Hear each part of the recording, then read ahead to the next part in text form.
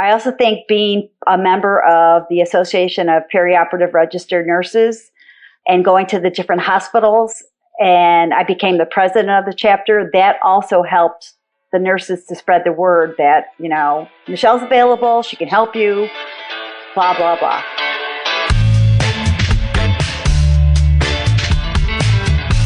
Clock in, scrub up, and join us behind the red line. You're listening to First Case, a perioperative podcast bringing you exciting interviews, engaging discussions, and innovative solutions that are changing the way patients receive surgical care. Each episode, we talk to frontline staff, perioperative leadership, and nursing entrepreneurs from across the country as they share their stories, experience, and expertise on the industry we love. From the back table to the boardroom, from wheels in to wheels out, we tackle the real-life issues affecting the OR. Whether you're tuning in for surgical service education or inspiration, we're glad you're here. And now, it's time to roll back and start the first case.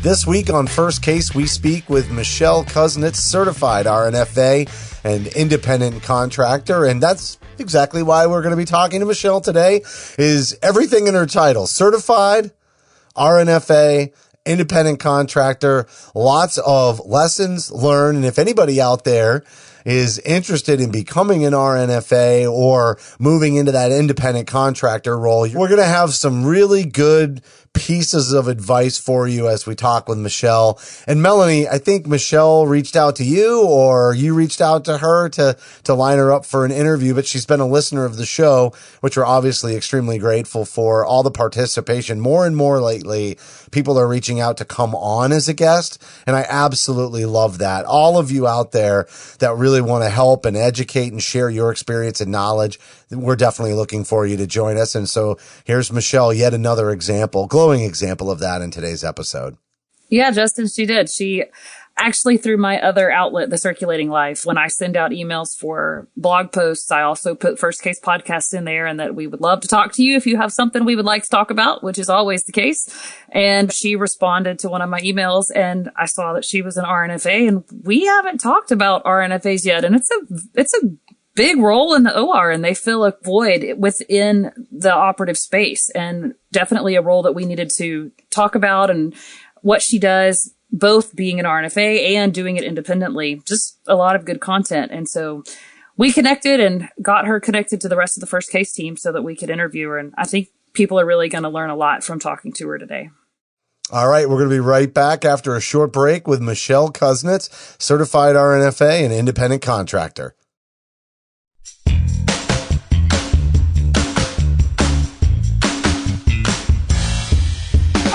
Hi, I'm Paul Wafer. I'm Melanie Perry. I'm Jeremy Gibson-Rohr. And I'm Justin Poulin. A 17 Studios production, you're listening to First Case.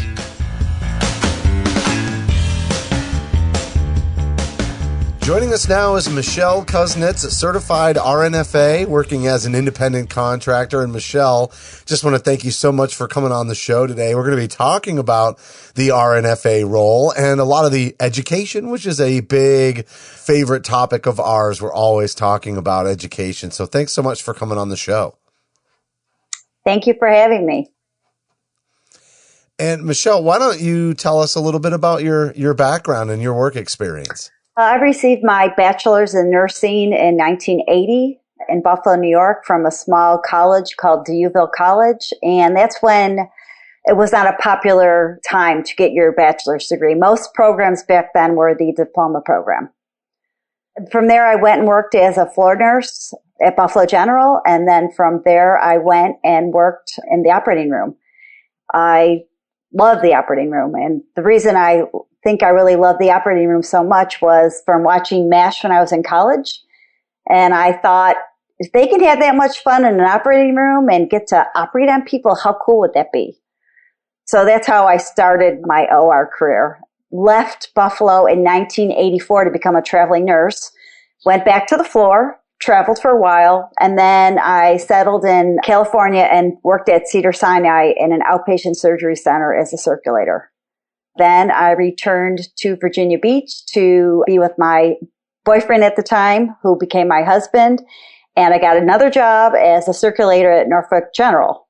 And I was there, had our children, and then moved to Florida to be near family because having children is very difficult without family. From moving to Florida, lived in Boca Raton. I worked at Boca Raton Regional, and I was in orientation with another nurse. Her name is Karen, and Karen knew how much I loved to scrub because I'm not so much for the circulating part. I thought scrubbing was way more fun. You got to do a lot more, and assistants weren't really popular when I was scrubbing. And my actual scrubbing experience started when I worked at Norfolk General in outpatient because there was never enough scrub techs. So I learned from the scrub techs, looking at their table, how they set up their mail stand, and then I learned how to be a scrub nurse. I did the same thing at Boca Regional. Karen told me about this great RNFA program. She said you can actually assist the doctor without being the scrub and get paid for it. And I was like, wow, that sounds really cool. So looked into the school, and I went to school in 1996, graduated in 1997 from Palm Beach State Community College. I had to do 45 didactic hours, which they did in 2 consecutive weekends. And then I had to do, I believe it was 200 hours of assisting before I would be done with the course. So, Michele, you talked about doing this 200 hours of assisting while in training. What was the process for you to get credentialed in the OR to do that training with surgeons? Did you have to go through the allied healthcare professional model or be approved through the nursing department to go into that role before you did that 200 hours? So I had to go through the medical staff office. It was way different then because I did this in 1996, 97. So it was the medical staff office. Well, that's what I see today generally is medical staff office also credentials the allied healthcare professionals versus going through the nursing route. So it's almost like being in the physician's assistant or whatever. Right. Although it's the same process. Is that correct? Correct. So after the 200 hours is up, did the medical staff office automatically credential you? Did you have to have evaluations from the surgeons? I believe I had to just finish up my program, and I believe I had evaluations. It's so long ago, I can't remember. But I believe I got evaluations, and I did all the paperwork and, wrote reports, and I think that's what came next. So when you first started in this role, were you acting as a hospital employee, or did you go directly into becoming an independent contractor? I was juggling employee because I worked at Boca Regional until 2001. I finished school in 1997, and I think I asked to be per diem, and they were tired of me not wanting to take hours, so they kind of, said, you're out of here. And then I just, went on my own. And it was really scary because, depending on, insurance companies paying you, there's like a 6-month lag, it seems like, between doing a case and getting payment. It was really a little nerve-wracking, but it was the best thing I could have done. 6 months trying to get, off the ground like that in an independent position, that is a long run rate for cash flow. How did you survive that? I mean, obviously. Thank God I have a husband. Right? A supportive one. Very supportive. You said you never looked back, though. So there might be people out there that don't necessarily have, the right circumstances or that entrepreneur inside of them, or at least they haven't recognized it. I think there are a lot of nurses who have entrepreneurial spirits and just don't necessarily always recognize it, because they're in shift work, right? And so they don't think, all that stuff away from work. And some people stumble upon it over time. And I'm not saying that you stumbled upon it, but you certainly figured your way through it. And so what were the rewards? Once you got to the other side of that kind of 6-month run and things started to take off and you're telling us you didn't look back, what were the benefits of getting through that stretch? Never having call ever again. My last day of call, I was in the operating room from 7 a.m. in the morning until I think it was after 8 o'clock the next day. And I was working with a surgeon who was not a very nice man. So never having to take call again, having all my holidays off, making more money, all of that independence is, it's a lot. Once you started doing this independently, how did you get your business? Who did you get to utilize you as a first assistant? What was the process for you getting new physicians to utilize your services? So first of all, working at Boca Regional, I knew a lot of the doctors and I knew they went to other places. And it was kind of word of mouth. Nurses would tell the doctors about me. I would talk to doctors, tell them what I did. And when you're new, though, at something, you're not quite so experienced. I'm grateful for the doctors who took me under their wing and kind of, pushed me along and taught me all the things I need to know. So that was probably the hard part. I think a lot of times I was like, oh, I don't think I want to do this. And my husband's like, you can do it. I would say, I'm going to give my privileges up at Bethesda. And he'd say, don't do that. It's going to work out. And I also think being a member of the Association of Perioperative Registered Nurses and going to the different hospitals, and I became the president of the chapter, that also helped the nurses to spread the word that, Michelle's available. She can help you. Blah, blah, blah. So, since you don't take call, you must not be helping surgeons that end up getting called in the middle of the night. Or how does that work? I mean, if you're doing orthopedics, wouldn't you have to follow Dr. Smith in if he has a fractured hip at 10 o'clock at night? Or how do you manage that? Most of the things I do, I work with a GYN doctor. We do robots, and that usually happens during the day. I've only been called once for an emergency, and it was during the day.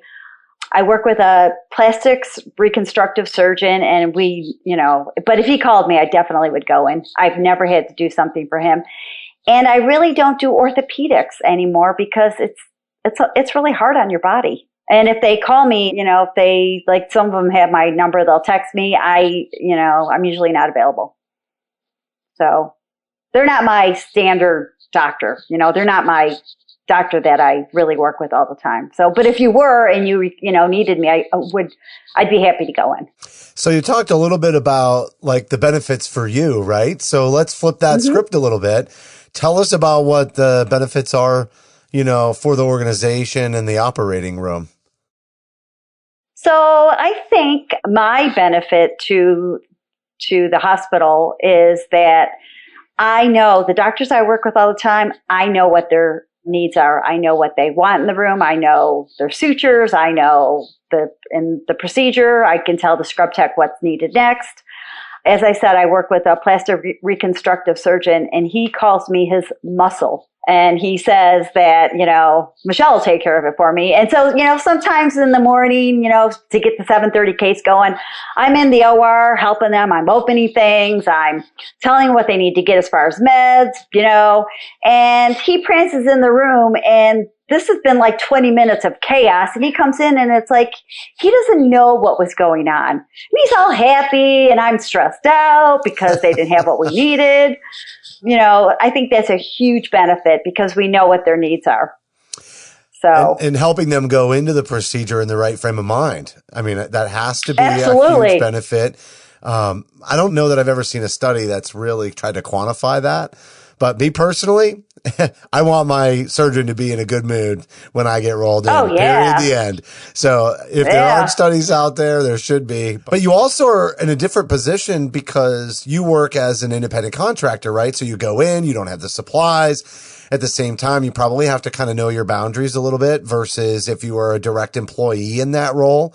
And, you know, that must create some dynamics for you. But at the same time, I almost feel like you might be able to leverage a little bit more than you would as if you were a direct employee. So can you talk through, you know, the difference between working in the RNFA role as an independent contractor versus a direct employee of the hospital? You have to know your nurse. Certain nurses want control of everything. So, you know, you have to know your boundaries. A lot of times I go into, especially, you know, now the turnover is unbelievable. Every time you walk in someplace, there's all these different people I've never met before. I always introduce myself, and then I start looking at the table and saying, we need this, you know, and some places I do know where the supplies are and I can go get it. And mostly everybody knows me, and they're pretty good with that, with me going to get the things, because it's really helpful for them. You know, I'm a hard worker, and I don't want to be there all day waiting to get going. And the doctors don't want to be waiting to get going either. So it works out for us both that I do what I do. Do you think being the independent contractor and not being the employee then motivates you to work quicker, to go faster, because your schedule is just as dependent on getting done as the surgeon's schedule is? Absolutely. You know, and sometimes, you know, I have these days where with my doctor who I do the plastic reconstructive surgery with, we are scheduled at one hospital doing 2 cases, and then we have to go to a hospital 30 minutes away to do the 3rd case.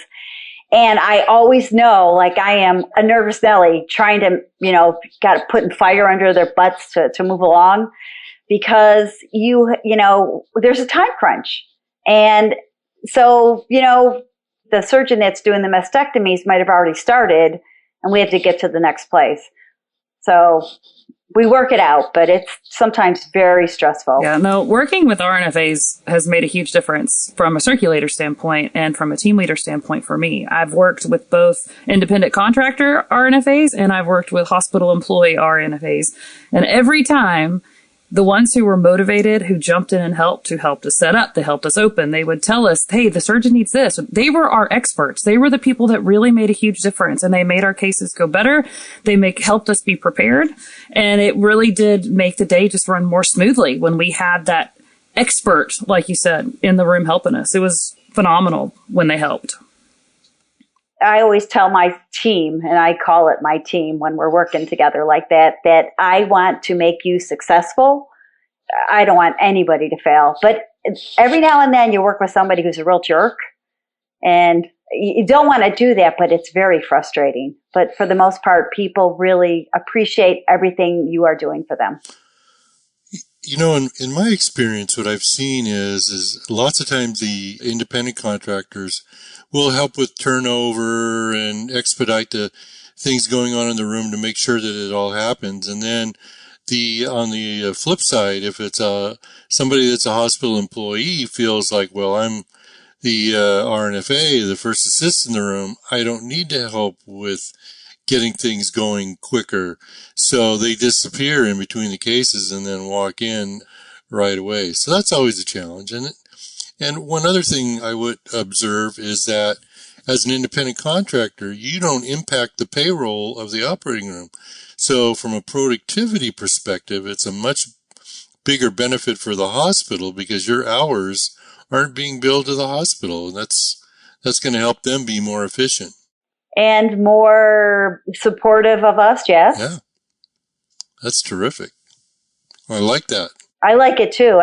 You don't always encounter supportive people in leadership, but for the most part, it's been a journey. You know, when I first started doing this, there weren't a lot of people like me, and you met a lot of adversity with the nurses. When I went back to school, there was nurses who I felt like they were jealous of what I was doing and not supportive, and would do whatever they could to, try and divert me from my goals. And it was just very difficult. It was kind of like it was supported by management too. And it's very unfortunate. And I think things are changing because of the severe critical shortage we have right now of employees. It's really bad. And not just in terms of nurses, right? The support services that help make sure that everything goes off without a hitch and that you have the right supplies. They're all being hit as well. So having somebody there as a second set of eyes or an additional sort of quality check or checks and balances, I can see where you talked about that. And it was so critical. You know, you've got everything going. You got to make sure you made sure everything's right and correct. And if something's not there, you're getting it proactively versus reactively during the procedure. And so I can see where, to your point, it's really gaining a lot of momentum right now. And also so is travelers. That is another thing. Like just in general, people willing to travel, they have jobs right now, just about anywhere in the country. So, and they're making a lot of money. Right. Yeah. Who does your billing for you? Do you do it yourself? Do you have a agency that helps you with that? Or does the physician office bill for you and then you get reimbursed by the physician? What's the process for that? So when I started as an RNFA, I had this woman doing our billing, and then she wasn't very good at it. That's why maybe it took 6 months to get paid. So then I found another person to help with billing, and I have a Medicaid provider number. So I do a lot of Medicaid cases. I do a lot of pediatric urology. And for probably 5 years, I didn't get any Medicaid payments. And so then I left this person, and then I found the people I use now. They're called Star Medical Billing, and they are wonderful. They send me my checks once a month, and they take 10% of my earnings. And they do a great job, a really, really great job. I could not do this on my own. There is no way. They probably captured 10% more and got it into your bank account versus you just losing it. Yeah, that's such an easy decision. You want to focus on being an RNFA, not maybe doing the billing side too. So I have a question though about you, because you are a certified RNFA. Right. Can you talk about the certification process for RNFAs, how that process works? To get certified, you have to sit for the exam. And you can sit for the exam after you've done a certain amount of hours. And I think it's 2,000 hours. And then you sit for the certification exam. And you go into one of those buildings where you sit down at the computer and somebody watches you and you take the exam and, you push the button that says you're done and you send it and you don't have any idea whether or not, this is when I did it. I did it in 2003. You have no idea whether or not you passed. And then 2 weeks later, maybe a month later, you find out that you're certified. And then after that, the process is every 5 years, you have to do a certain amount of, I believe it's 150 contact hours. And I cannot remember how many clinical hours it is. I think it's 1,000. And that to me is really easy to do. And then you just submit all of that along with your recertification fee or whatever. Yes. And the fee is $450. It's expensive. But well worth it in the long run to maintain that certification and show that you're, the pride you have in your career. I do have it. I'm having a really hard time though about what to do.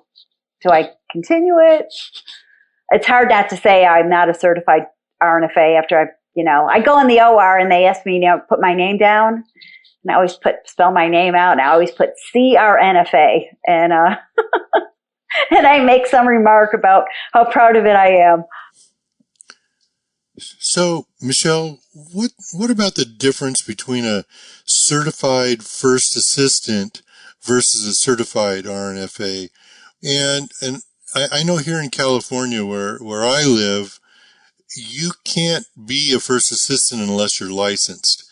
And do you know what the rules are in different parts of the country? What's it like down in Florida? Can it be either a certified first assist versus an RNFA or? So I have some information here about where they can work. Most states recognize surgical assistants except New York, New Jersey have barred surgical assistants from working in these states. And you said, and in California, you have to be licensed. I think we basically do the same things. I was reading about them being able to infiltrate local anesthetic into the patients, and I was like, I did not know they could do that. I don't know why I thought they couldn't, but they do that. They do mostly everything that I do. The difference is they're not licensed. They don't have the education and background that I have. There are some really great first assistants that were scrub techs and went back to school and do an amazing job and know a lot. But not everybody is of the same caliber. But you might find that with an RNFA too. You know? All right, last question, because you described getting involved with AORN as you were trying to build your business, right? Getting to know people, networking, spreading the word. It's so critical. But you've also talked a lot about education and how important that is. And so I kind of want to go to your involvement a little bit deeper into AORN and how that involvement has helped you in your role, not just as you were trying to grow sort of your career as an independent contractor, but how has it helped you further your career and along the way? I joined AORN in 1994 when I moved to Florida, and I basically joined it because of the socializing and getting to know other people. And then I believe I was the secretary for a while. And then I eventually became the president. I've been the president of my chapter for, I do not know how many years. I tried to keep passing the torch and everybody says, oh, you know everybody everywhere. And everywhere I go, I meet a new nurse. I'm like, hey, so do you know about AORN? And they say, yeah, I know. And I said, well, I'm the chapter president and you should come to one of our meetings. We have 4 meetings a year. We go to a nice restaurant. We get usually a contact hour. Somebody speaks. It's a really fun time. And people go because they really want to see each other.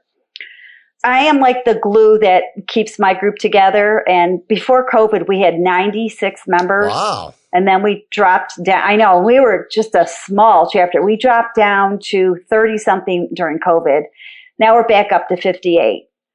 In 2008, when we had the housing crisis occur and the banking issues, I was not very busy. And I remember going to the hospital, speaking to my members and saying, if you hear of any doctors who need help, can you please let them know I'm available? And that's how I got a lot of business. It was by that word of mouth that has just cemented, everything I do. It's so interesting because networking has just changed its flavor so incredibly, right? It was always in-person events. And then you see a lot more networking happening online. And, there's been a lot of adjustments that chapters have had to make, like you said, during the pandemic. If people aren't coming out in person, how do we continue to offer them value? What's the benefit of membership? And as you even mentioned, a big reason for them going was to see each other and the camaraderie piece and to break out of that day-to-day culture that they work in, right? That you got to see people that weren't necessarily, with you every single day. And you could run, I'm sure, ideas off of each other. I've got this situation and it's not a clear cut. You're going to find it in a manual or a guideline or an IFU. This is like a human kind of situation. And you can talk through those kinds of things and get different perspectives or people who have experienced that gray area situation, where, the ideal move was this, but we didn't have ideal. So how did you handle that situation? Those are like the kinds of things that I think are so important, and you can still get them somewhat online. But I think the fact that you've continued to put that much work into, being a resource and getting people to still come out to those chapter meetings is really a credit to you. Cause I know so many I'm not going to necessarily say AORN chapters, but I'm involved in lots of professional trade organizations, and the pandemic and not meeting in person and going fully remote has really been a challenge for those regional chapters in a lot of areas. We have our first meeting tomorrow night. We had our last meeting March of 2019. Wow. So we are, and the requirement was, because I still a little bit nuts about going inside a restaurant. Thank God I live in Florida. It had to be outdoors. So we're going to be, I believe, at a rooftop dining area having our meeting tomorrow night. And I'm very excited. And I have 15 RSVPs, which is really good considering, our numbers have just decreased so much. Yeah, way to be flexible and, just find a way to make that happen. So great interview today. Definitely something that we haven't talked about before. And you brought a number of different elements to the conversation as well. Anything else you want to add before we wrap up? When other people tell me that they want to become an RNFA, I am, okay, I'll tell you how to do spreadsheets. I'll tell you one important thing that I should tell you about. And have you heard about this new law that was passed? It's called the No Surprise Bill. I'm not familiar. Okay, this state bill starts in January of 2022, and it was a new law created to protect consumers from surprise medical bills when they go to an in-network health facility and receive care from an out-of-network provider without their consent. So before every patient has surgery, the doctor's offices that I work with have the patient sign a consent saying that they know I'm going to be in the operating room and their surgical procedure. I will be with them during their surgical procedure. And I also meet them prior to the surgical procedure to introduce myself because, and there's a lot going on. You're getting hit with a lot of people when you have surgery. So, and a lot of these people know me because they've had multiple surgeries with the surgeon. But this is a big deal now, this no surprise bill. And so when a new RNFA is coming on, we've been talking about this and just all the other things you have to worry about, malpractice insurance, making sure you get your privilege form signed at the different facilities, how to keep a spreadsheet, what billing agency to use. So it's very helpful. All right. Well, really excellent job, Michele. And I know you offered that if there's anybody out there who wants to kind of pick your brain a little bit and learn more about this or wants to take the leap themselves, they can actually email you. Thank you very much for offering that up. The email address is mqkuznitz@gmail.com. And Michele, really great job. Thanks for coming on the show. Thanks so much, you guys. I really appreciate it.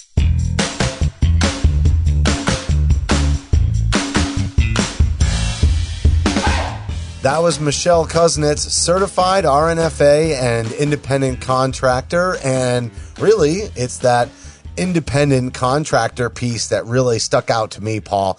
Having gone from being somebody who had always worked for an organization and somebody who, punched in and punched out and kind of done that shift work. I remember when I started to explore my entrepreneurial ways that there was a lot of learning lessons along the way. And so, Michele kind of talked a lot about that. And she even gave us a few key pieces for somebody early on. That 6-month run rate before getting paid, I bet she wishes that somebody had told her to go with the billing company. If they take 10%, 10% of zero is zero if you can't bill it.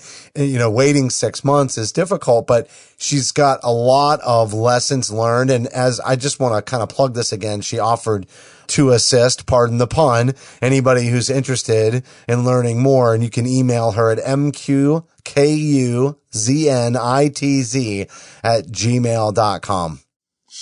She really gave us a lot of good practical information for anybody that wants to become a certified RNFA.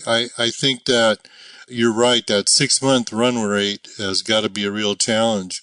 I do know that some folks will start getting credentialed by the various insurance companies and Medicaid as they're getting started so that they don't have to wait for a longer period of time to get that reimbursement. So I'm sure she's learned a lot about that over time. So it was a terrific interview, and being an independent contractor, there's a lot of benefits to it, controlling your hours and your lifestyle a bit. And I think that would be very interesting to a lot of registered nurses, especially those like me who are of a certain age who don't want to take call anymore. Yeah, I was going to say there were plenty of people whose ears perked up when they heard no call at holidays. All right, that's going to do it for this week's show. As a reminder, you can support First Case by subscribing on Apple, Amazon, or Google Podcasts. We're also on Stitcher, iHeartRadio, Spotify, and just search for us on your favorite podcast application. We've also got bonus content for certain episodes. What you got to do is download our smartphone app for iPhone and Android. And while you're there, we'd certainly appreciate a rating and a review because your feedback is important to the show. On behalf of Melanie, Paul, and myself, thank you for listening to this week's episode of First Case.